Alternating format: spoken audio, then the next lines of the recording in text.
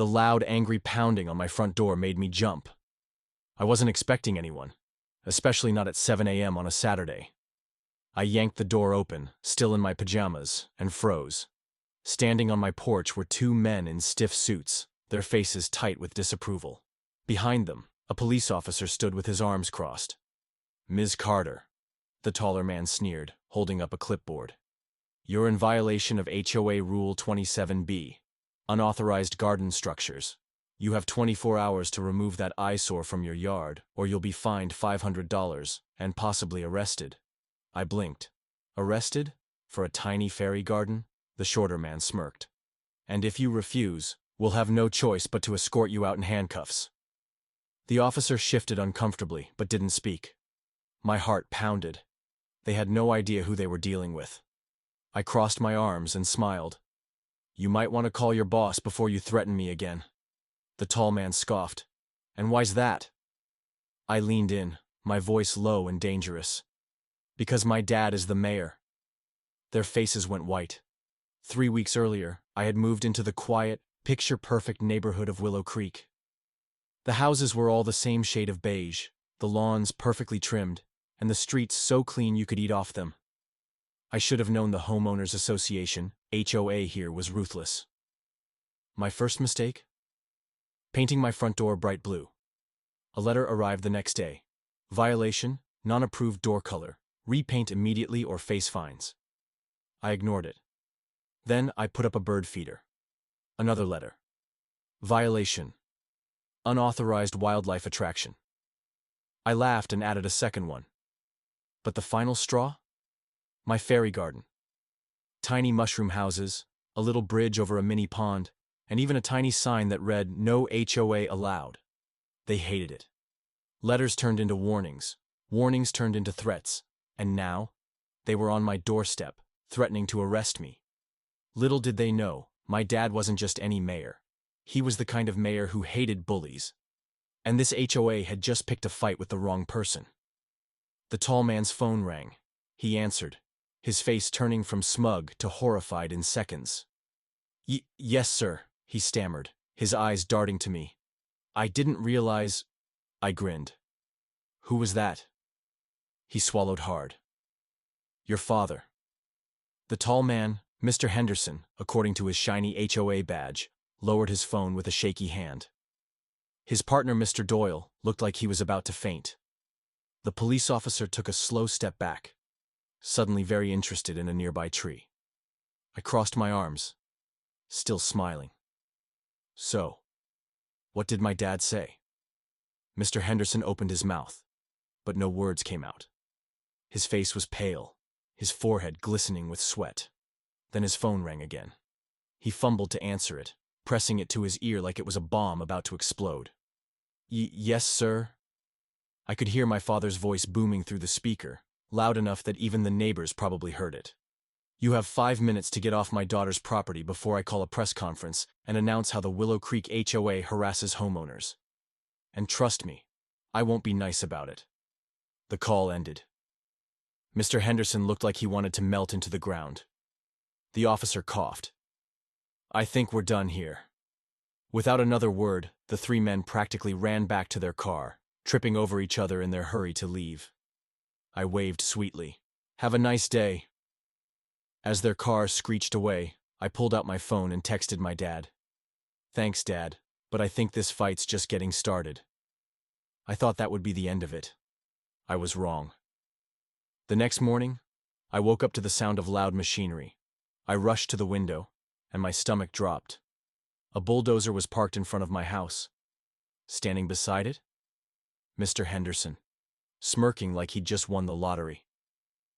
A group of HOA members stood behind him, arms crossed, looking way too pleased with themselves. I threw open the window. "What the heck is that doing here?" Mr. Henderson held up a piece of paper. "New rule, Ms. Carter.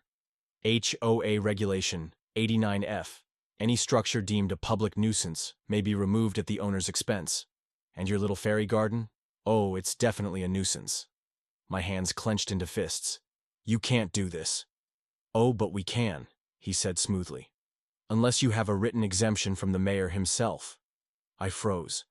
That's when I realized this wasn't just about the garden. This was a trap. If my dad stepped in, they'd accuse him of playing favorites. If he didn't, they'd destroy my yard and humiliate me. Either way, they won. The bulldozer's engine roared to life. Just as the bulldozer lurched forward, a black SUV screeched to a halt in front of my house. The door flew open and out stepped my dad, his face stormy. But he wasn't alone. Behind him, a news crew. The news camera's red light blinked. Live. Mr. Henderson's smirk vanished. The bulldozer operator slammed on the brakes, his eyes wide. The other HOA members shuffled awkwardly, suddenly very interested in their shoes. My dad, Mayor Carter, stepped forward, his voice calm but sharp enough to cut glass. Mr. Henderson, care to explain why you're about to bulldoze my daughter's property without notice? The camera zoomed in. Mr. Henderson's mouth opened and closed like a fish. Whoa, we sent a letter. A letter? My dad held up his phone. The timestamp on your so-called notice is from this morning. That's not a warning. That's a sneak attack. The reporter, a sharp-eyed woman with a microphone, stepped forward. Mayor Carter, are you saying the HOA is targeting your family? I'm saying, my dad said slowly, that this isn't about rules, it's about power. The camera panned to my fairy garden. The tiny bridge, the little painted mushrooms, the sign that said, "No HOA allowed." The reporter raised an eyebrow. And this is the public nuisance? The crowd that had gathered, neighbors peeking out from behind curtains, kids on bikes, even a mailman, started murmuring. That's adorable. They're really mad over that? This is ridiculous. Mr. Henderson's face turned beet red. The rules are the rules, no exceptions. My dad smiled, the kind of smile that made politicians sweat. Funny you mention that, because I just reviewed Willow Creek's HOA bylaws. He pulled out a folder. Turns out, nowhere does it say fairy gardens are banned. Silence. Then, and since you're so fond of rules, let's talk about your violations. The crowd gasped. My dad handed the folder to the reporter. Illegal fines, unapproved emergency meetings, and, my personal favorite, Mr. Henderson's unauthorized hot tub. The camera swung toward Mr. Henderson, who looked like he wanted to dive into said hot tub and never come up. What? That's private property, he spluttered. So is my daughter's garden, my dad shot back. Yet here you are with a bulldozer. The crowd erupted. Hypocrite. They fined me for a pink mailbox. This is bullying. The reporter turned to the camera. Well, folks, it looks like the Willow Creek HOA has some explaining to do. Back to you, Steve. The live feed cut off, but the damage was done. Within an hour, the video was trending. HOA hypocrites. Fairy garden justice. Mayor's daughter. My phone blew up with texts. Neighbor 1. We've been scared of them for years, thank you. Neighbor 2. They fined me for having a too colorful doormat. Can we revolt? Dad. Pack your drama shoes, this isn't over yet. I grinned. Then I saw the email. Subject, urgent HOA emergency meeting. Body. All members required, tonight, 8 p.m., no exceptions. I knew what that meant. They were coming for revenge. I showed up to the meeting, but I wasn't alone. The room fell dead silent when I walked in. Because behind me? Half the neighborhood. The HOA meeting room was usually a quiet, stuffy place where old men in polo shirts mumbled about lawn lengths. Tonight, it was a war zone. Every chair was packed.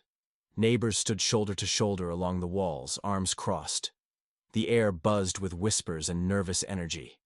Mr. Henderson sat at the front table, gripping his gavel like it was the only thing holding him together. I took a seat right in the front row and smiled. This meeting is called to order. Mr. Henderson began, but his voice cracked. A man in the back stood up. We're not here to listen. We're here to vote. The room erupted in cheers. Mr. Henderson banged his gavel. Vote? On what? I stood up and pulled out a stack of papers. On dissolving the current HOA board. Silence. Then, chaos. I handed copies to everyone. Let's review. Unfair fines, secret rule changes, and my personal favorite. I pointed to a highlighted line. The HOA emergency fund that somehow paid for Mr. Doyle's new BMW. Mr. Doyle shot up, face purple. That's a lie. A woman in the back, Mrs. Rivera, who'd been fined for excessive holiday decorations, stood up. Then why's there a receipt with your name on it? The crowd roared. Mr. Henderson slammed his gavel so hard it broke. Enough! You can't just dissolve us. Actually, said a calm voice from the door. Everyone turned. My dad walked in, holding a leather binder. According to Willow Creek's original neighborhood bylaws, if 60% of homeowners agree, the HOA board can be removed immediately. He smiled. And I've counted. You're at 82%. The room exploded. For the first time, the HOA board looked scared. Mr. Henderson whispered frantically to the others. Mr. Doyle was sweating through his shirt. The treasurer, Mrs. Whitmore, quietly slid her HOA funds checkbook into her purse. I stepped onto a chair so everyone could see me. We don't want no rules. We just want fair ones. So here's the deal. I held up a new list. 1. No fines without warnings. 2. No secret meetings. 3. And absolutely no bulldozing fairy gardens. The crowd cheered. Then, a loud bang made everyone jump. The door flew open. Police officers marched in, but they weren't here for us. The lead officer walked straight to the HOA board. Mr. Henderson, you're under arrest for embezzlement. Mr. Henderson's knees buckled, and the room went absolutely wild. The handcuffs clicked around Mr. Henderson's wrists with a sound so satisfying, half the room burst into applause. This is outrageous, he shrieked, face red as a tomato. I demand to call my lawyer. The police officer didn't blink. You can call them from county lockup. We've got 3 years of financial records showing you stole over $200,000 from HOA funds. The crowd gasped. Mr. Doyle tried to sneak out the back door, only to run straight into another officer. Going somewhere, sir? The board was crumbling live in front of everyone, within an hour. Mr. Henderson was in the back of a squad car, still yelling about technicalities. Mr. Doyle was caught trying to delete files from the HOA computer, while the police watched. Mrs. Whitmore turned over every secret record, crying about being forced to follow orders. The neighborhood erupted into celebration. Someone popped champagne. Kids ran through the halls cheering. An old man played Another One Bites the Dust on his phone. But my dad pulled me aside, his face serious. This isn't over yet. The next morning, a new notice appeared on every doorstep. Emergency neighborhood vote. Dissolve the HO entirely. My dad had called one last meeting. The entire street showed up. Even people who hadn't left their houses in years. The vote was unanimous. The Willow Creek HOA was officially dead. 1 month later, the old HOA office became a community garden, with a very elaborate fairy section. Fines were replaced with kindness reminders. Mrs. Rivera may have gone overboard with Christmas lights again, and no one cared. And me? I kept the No HOA Allowed sign, but added a new one underneath. Neighbors welcome. As for Mr. Henderson, last I heard, he was sharing a jail cell with a guy who really hates people who steal from grandmas.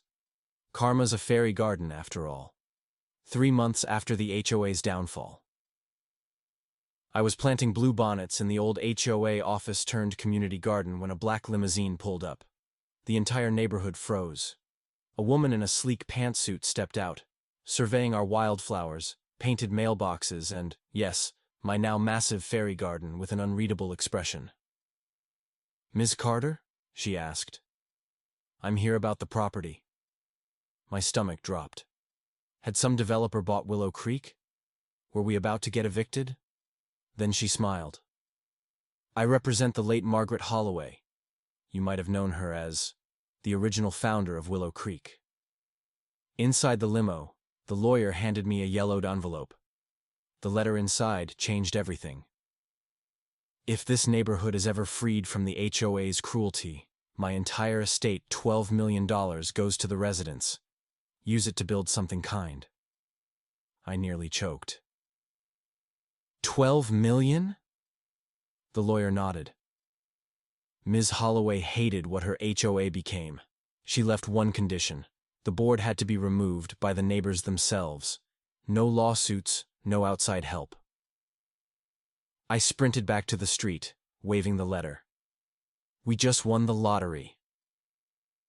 That night, we threw the biggest block party in Willow Creek history. Taco trucks, a bounce house, even a live band. But as fireworks lit up the sky, Mr. Henderson's lawyer showed up. My client demands his share of the money, he barked. He was still technically a resident when the lawyer calmly handed him another letter. Ms. Holloway anticipated that. Clause 17. No former HOA board members or their families may benefit. The crowd roared. 1 year later, Willow Creek 2.0. We built a free daycare in the old HOA office. Every kid got a college fund. And the fairy garden? It's now a mini theme park, complete with a Dunk the HOA water balloon game. As for me, let's just say I'm running for city council on the No Bullies, No BS platform. And Dad? He framed the original No HOA Allowed sign for his office. Some legends never die. 1 year and 6 months after the fall. The Willow Creek neighborhood picnic was in full swing. Kids laughing, barbecue smoking, and my now famous fairy garden expanded into a full-blown enchanted forest with tiny castles and a working waterfall. Life was good, until the letter arrived. Notice of pending litigation. Holloway Estate Fund's misappropriation claim. I nearly dropped my lemonade. At the bottom of the page, 3 familiar names made my blood run cold. Henderson, Doyle, and Whitmore. The former HOA board was suing us from prison. The jailhouse lawsuit. Turns out, the HOA3 had spent their incarceration plotting. With nothing but time and bitterness, they'd found a loophole. The Holloway will never specified how the board had to be removed. Their lawyer sneered at the emergency neighborhood meeting. My clients argue their arrest counts as removal by neighbors, since you all participated in their downfall. The room erupted. That's insane. They stole from us. Can we countersue for being this annoying? But the worst part? The judge allowed the case to proceed. The media circus. News vans camped outside the courthouse for weeks. The story went viral. HOAzilla strikes back. HOA Fairy Garden Fight Round 2. Please, just let them. Lose inside the courtroom, things got ugly fast. Henderson, wearing an orange jumpsuit and shackles, claimed we'd framed him. Doyle cried about his ruined reputation. Whitmore, now out on parole, whispered to reporters that she'd been under duress. Then came their star witness, a surprise nobody saw coming.